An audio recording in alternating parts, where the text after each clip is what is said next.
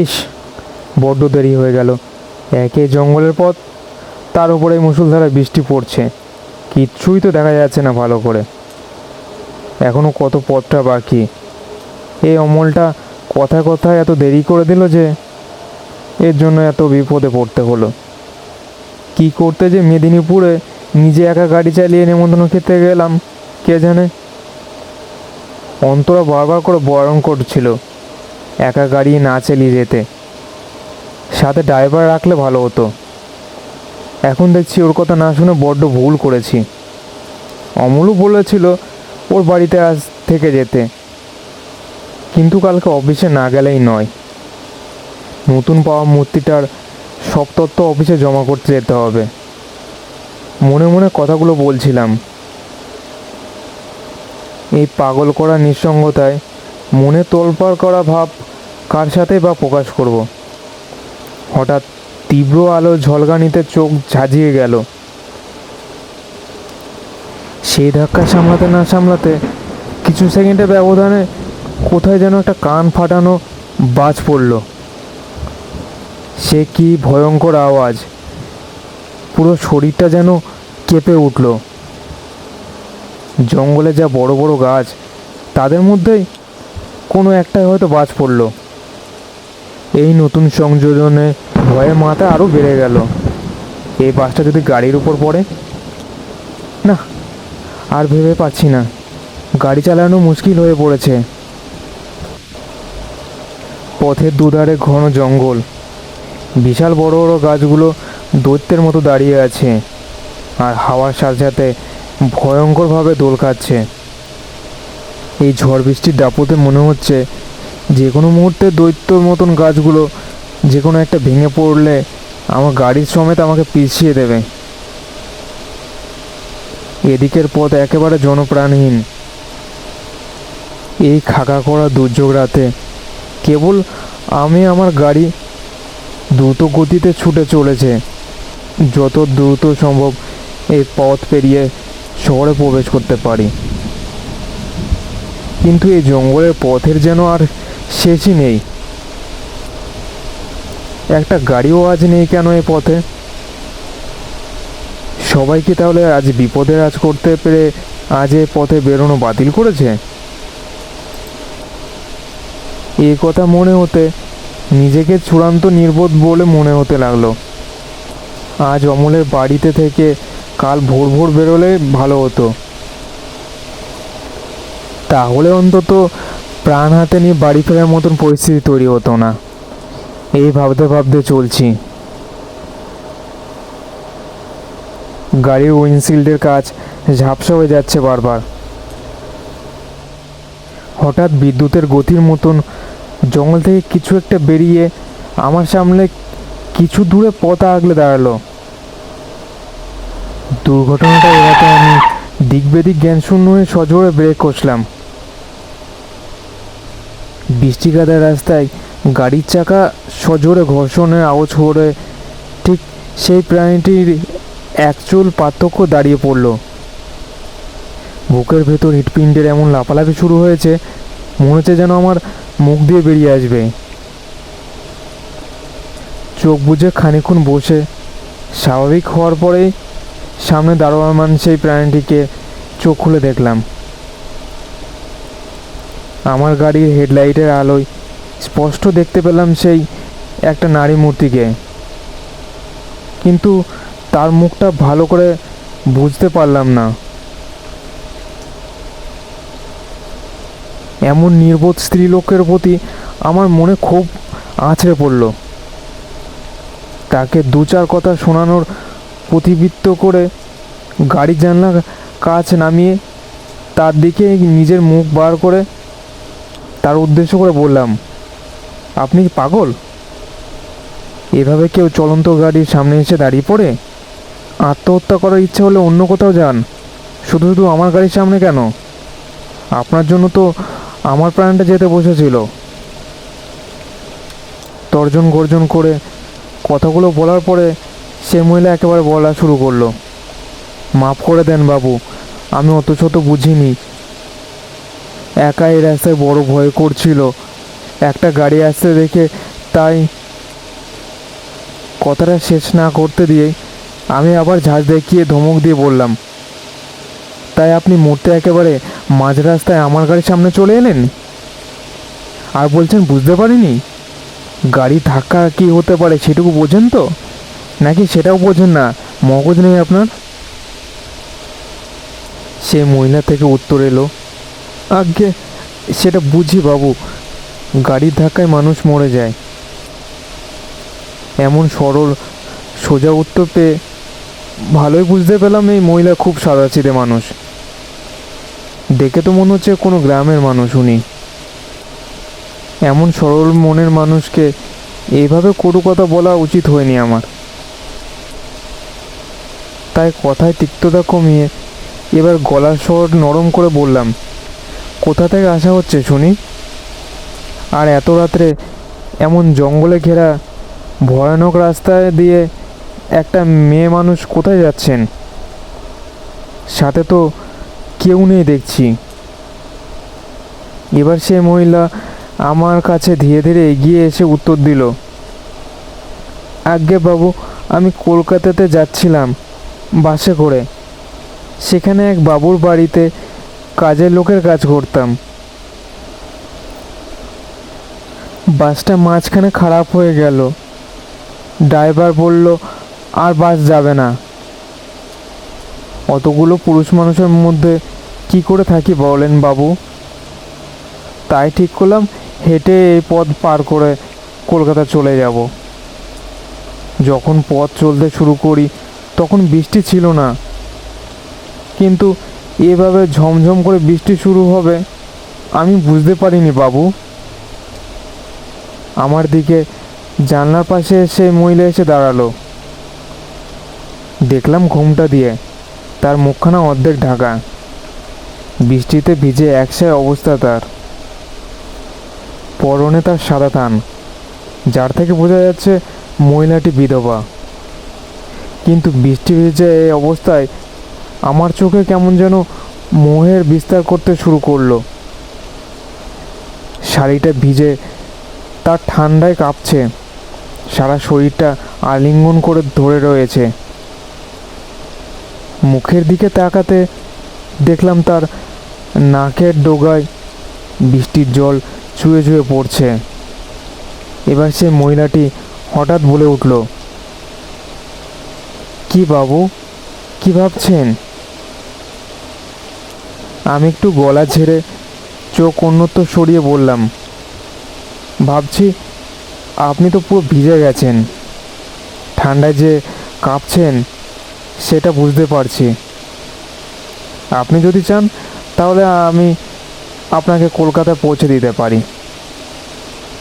আমিও তো সেদিকে যাচ্ছি। কোন বাড়িতে আপনাকে যেতে হবে জানাবেন, সে বাড়িতে আমি আপনাকে নামিয়ে আমি বাড়ি চলে যাব। মহিলাটা চুপ করে রইলেন আমার এই প্রস্তাবে। আমি তার সংকোচ কাটাতে বললাম, চিন্তা করবেন না, আপনি নিশ্চিন্ত হয়ে গাড়িতে বসতে পারেন। আমি বিবাহিত এবং অত্যন্ত স্বনামধন্য পরিবারের ছেলে। এত রাতে একা আপনি বিপদে পড়তে পারেন, কারণ পথ এখনও ঢের বাকি। তার চেয়ে বরং আমার সাথে চলুন, আপনাকে নিরাপদে পৌঁছে দেব। এবার সে মহিলা জিভ কেটে বললেন, ছি ছি বাবু, এমন কথা বলবেন না।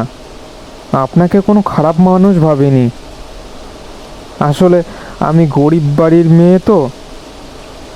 আপনার মতন একজন কলকাতার বড় বাবুর গাড়িতে বসতে আমার লজ্জা করছে। তাছাড়া যাতেও তো আমি নিচু আপনার থেকে, তাই এই কাজ উচিত হবে না বাবু, পাপ হবে আমার। আমি এবার হেসে হেসে বললাম, এই তুচ্ছ একটা ব্যাপার কেউ চিন্তা করে? আপনি অত শত না ভেবে চুপচাপ গাড়িতে উঠে বসুন। আমি একজন শিক্ষিত মানুষ, ওইসব জাতপাতে বিশ্বাস করি না। আমার কাছে মানুষই সত্য। নিন, এবার উঠে বসুন। রাতের যে অনেক হলো। সেই মহিলা আর কোনো উত্তর না দিয়ে গাড়ির পিছনের সিটে উঠে বসলেন। তাকে নিয়ে চললাম কলকাতার উদ্দেশ্যে। যাক, এতক্ষণ একজন সঙ্গী পেয়ে আমার মনের ভয়টা অনেক কমে গেল। এই ঝড় বাদলের রাত্রে এমন ভয়ানক জঙ্গল ঘেরা রাস্তায় এখন আর আমি একা নই। তবে একটা জিনিস লক্ষ্য করলাম, যখন থেকে মহিলা গাড়িতে বসেছেন তখন থেকে একটা সুন্দর সুবাসে গাড়ির ভেতরে বাতাসে করছে। হয়তো কোনো সুগন্ধি ব্যবহার করেছেন।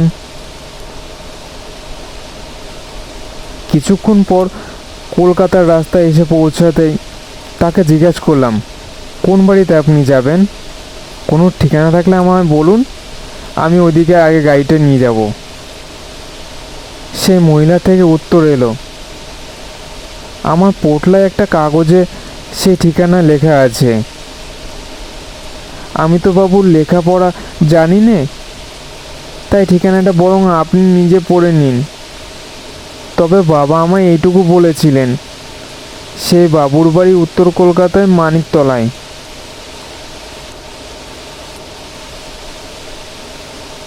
এবার তিনি নিজের কাপড়ের পুটলি থেকে একটা কাগজ বের করে আমার হাতে দিয়ে বললেন, এই নিন বাবু ঠিকানাটা। দেখলাম একটা ছোট্ট কাগজে সে ঠিকানাটাই লেখা, আর বৃষ্টির জলে কাগজটা ভিজে লেখাটা অনেকটাই অস্পষ্ট হয়ে গেছে। তবে ঠিকানাটা চোখে পড়তে আমি অবাক হয়ে গেলাম। ওনার উদ্দেশ্যে বললাম, আরে এ তো আমার বাড়ির ঠিকানা, আর ঠিকানায় লেখা নামটাও যে আমার। সে মহিলাটি উচ্ছ্বসিত হয়ে বললেন, বাবু তাহলে আপনার নাম কি বিভাস রঞ্জন চাটুর্যে? আমিও মুখে হাসিয়ে রেখা ফুটিয়ে ওনার উদ্দেশ্যে বললাম, হ্যাঁ হ্যাঁ, আমি সেই ব্যক্তি। আচ্ছা, আপনাকে কি হরি কাকা পাঠিয়েছে? কে হয় আপনার? মহিলা উত্তর দিলেন, সে আমার বাবা হয়, আর আমি তার বড় মেয়ে যামিনী। বিধবা মেয়ে তো, বুড়ো বাপের ঘাড়ে বসার কতদিনই বা খাবো বলেন বাবু। তাই আমি বাবাকে বলে রেখেছিলাম, তার পরিবর্তে এবার আমি আপনাদের বাড়িতে থাকা খাওয়ার কাজ করব। বাবার শরীর যে ভালো যাচ্ছে না বাবু, আমাকে তার জায়গায় কাজে রাখবেন তো? কথা দিচ্ছি কোনো অযত্ন আপনাদের হতে দেব না। খুব মন দিয়ে কাজ করব, সব কাজ পারি আমি। গিন্নিমাকেও কোনো রান্না করতে হবে না, আমি রান্না বান্না ঘরের কাজ সব কিছু করে দেবো, আপনারা শুধু হুকুম করবেন। আর বাবু, আমাকে আপনি আজ্ঞেই করবেন না দয়া করে, আমি আপনাদের কাজের লোক, তুই করেই বলবেন। বুঝতে পারলাম জামানি স্বয়ং কর্তাবাবু মানে আমাকে পেয়ে ভারী নিশ্চিন্ত হয়েছে। তাই তো সব জড়তা কাটিয়ে এক নাগারে কথা বলে গেল। তাকে বললাম, বেশ, আপনি আগে বন্ধ করলাম, তবে নারীদের অসম্মান করা তো আমার স্বভাবের বিরুদ্ধে কাজ। তাই যামিনী, আমি তোমাকে তুই করে তো ডাকতে পারবো না, তুমিটুকুই না হয় থাক। তবে তোমার গিন্নিমা কি বলে তোমাকে ডাকবে তা আমি বলতে পারবো না। যামিনী মৃদু এসে বলল, ও কিছু একটা ডাকলেই হবে। তা বাবু, আর কত দূর আপনার বাড়ি? সেখানে যেতে যে আমার তর সইছে না। আমি বললাম, এই তো এসে গেছি প্রায়। এরপর আর তেমন কোনো কথা হলো না আমাদের মধ্যে। যামিনী শহরের স্ট্রিট লাইটের আলো মুগ্ধ হয়ে দেখতে লাগলো। প্রথমবার হয়তো শহর এসেছে, তার উপর কলকাতার মতো বড় শহর। ওর মনের আনন্দ এখন পরিমাপ করে কার সাধ্য। ওর ছেলে মানসিক আর চেহারা দেখে মনে হচ্ছে বয়স এখনও 20ও পেরিয়েছে কিনা সন্দেহ। যাই হোক, কিছু সময় পেরিয়ে এসে উপস্থিত হলাম আমার বাড়ির সামনে। তখন বৃষ্টিটা খানিক ধরে এসেছে। হাত ঘড়িতে দেখলাম রাত 11টা বাজতে আর মিনিট 10 বাকি। বাড়ির লোহার গেট পেরিয়ে সদর দরজার কাছে এসে কড়া নাড়লাম।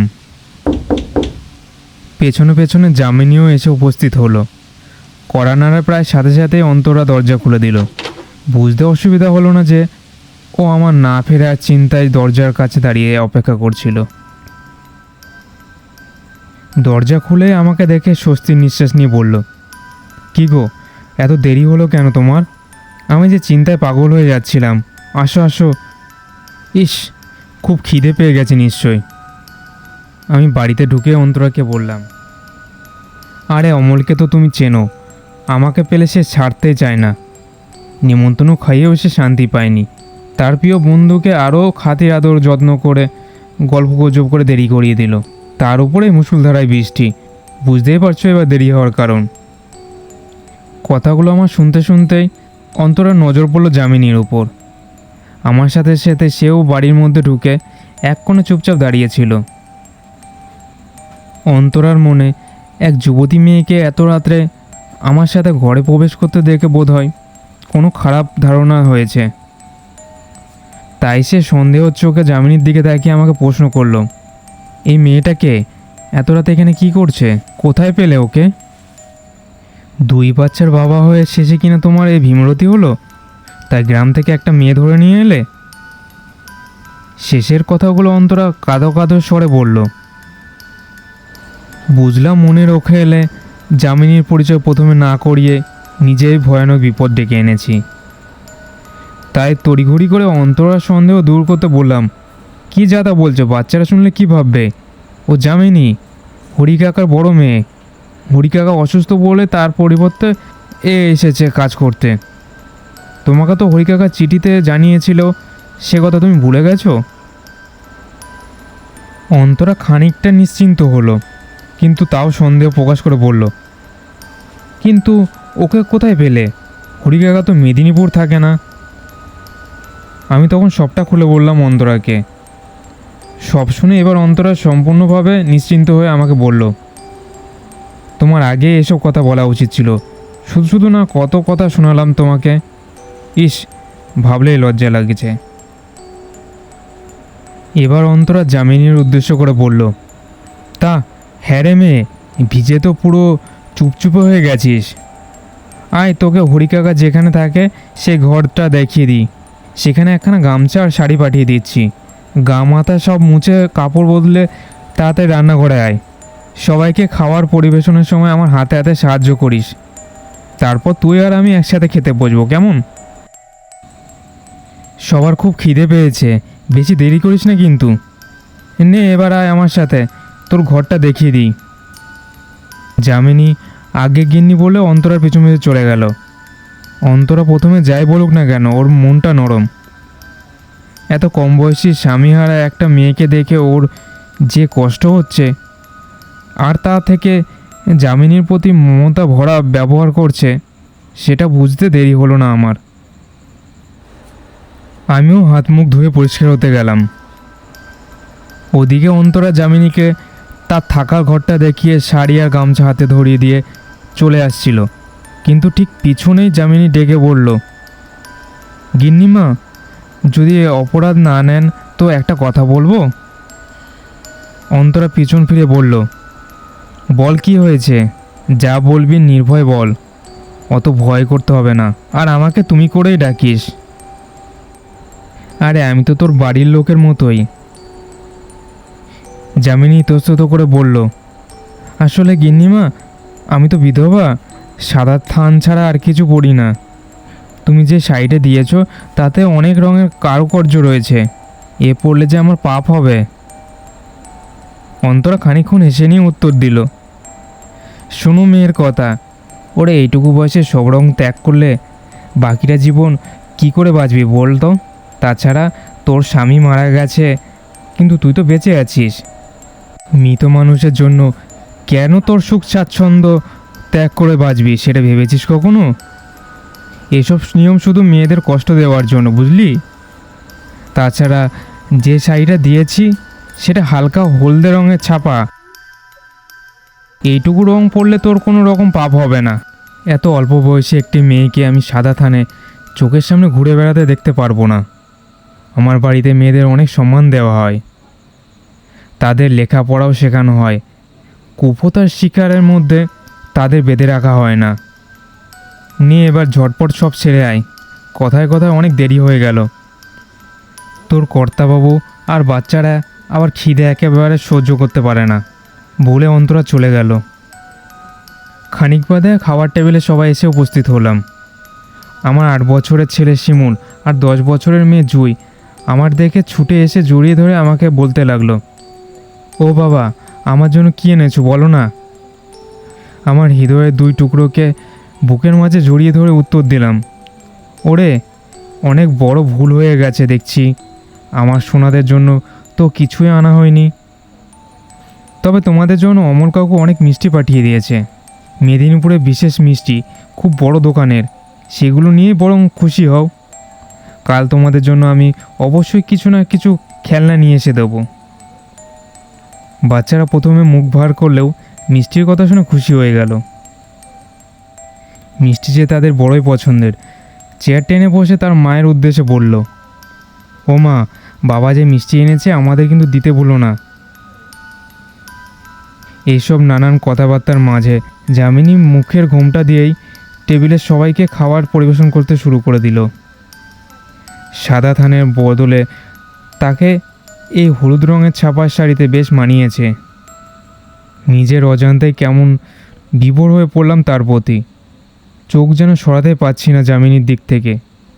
কিছুক্ষণ পরে অন্তরা রান্নাঘর থেকে বেরিয়ে এলে আমি লজ্জায় নিজের চোখ সরিয়ে নিলাম। আমার পরিবারকে আমি বড়ই ভালোবাসি, আর অন্তরা আমার জন্য সব।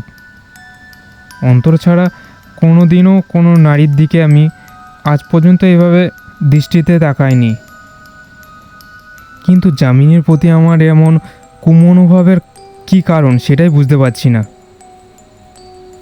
সবাই খাচ্ছি, এমন সময় অন্তরা হঠাৎ যামিনীকে বললে বসলো, কী রে যামিনী, তুই এখনও ঘোমটা মুখে ঢেকে আছিস কেন? আসার পর থেকে তোর মুখটা একবারের জন্যও তো দেখলাম না। এটা তোর নিজের বাড়ির মতোই, আর আমরা সবাই তোর নিজের লোক। আমাদের সাথে এত লজ্জা কিসের? ঘোমটা খোল এবার। এত গরমে ওভাবে থাকিস না। যামিনী উত্তর দিল, গিন্নিমা, আমি যে শ্বশুরবাড়ির প্রতি প্রতিজ্ঞাবদ্ধ। আমার শ্বশুরবাড়ির এটাই নিয়ম, বিয়ের পর স্বামী আর শাশুড়ি ছাড়া সবার কাছে মুখ ঢেকে চলতে হয়, এমনকি বাপের বাড়িও। এ হুকুম করো না আমায় গিন্নিমা, আমি পালন করতে পারবো না। অন্তরা বলল, যে শ্বশুরবাড়ি তোর স্বামী মারার পর তোকে আশ্রয় দেয়নি, তাদের প্রতি আবার কিসের প্রতিজ্ঞা পালন? তোর যথেষ্ট বাড়াবাড়ি। খোল বলছি ঘুমটাতা। আমি বাধা দিয়ে বললাম, আহা থাক না, বেচারি এমনিতেই নতুন জায়গায় এসেছে, যতই হোক আমরা তো সবাই নতুনই ওর কাছে। এতদিন গায়ে রীতিনীতি মেনে চলেছে, হঠাৎ করে ওর এসবের নিয়ম ছাড়তে অসুবিধাই হবে। তার চেয়ে বরং ও যেদিন মনে করবে সেদিন মুখ দেখাবে। সামান্য একটা ঘোমটার জন্য যামিনীকে জোরাজুরি করাটা ঠিক হবে না। অনেক রাত হয়েছে, তোমরা দুজনে এবার খেতে বসে পড়ো। দেখলাম অন্তরা আর কিছু না বলে খেতে বসে পড়ল। হয়তো কিছুটা অসন্তুষ্ট হয়েছে মনে মনে। যামিনীকে আমি ইশারা করতে সেও মাটিতে খাবার থালা নিয়ে বসে পড়ল। রাতে শোবার ঘরে গিয়ে দেখি অন্তরা মুখ ভার করে বসে আছে। আমি দরজাটা খোলা রেখেই ওর পাশে গিয়ে বসলাম। অন্তরা বলল, দরজা বন্ধ করলে না যে? আজও কি নিজের অফিস ঘরে গিয়ে বসে রাত্রে কাজ করবে? আমি বললাম, করব, তার আগে তোমার সাথে একটু কথা বলে নিই। হঠাৎই আমার চোখ যেতে দরজার সামনে ছিটকে পড়লাম অন্তরার পাশ থেকে।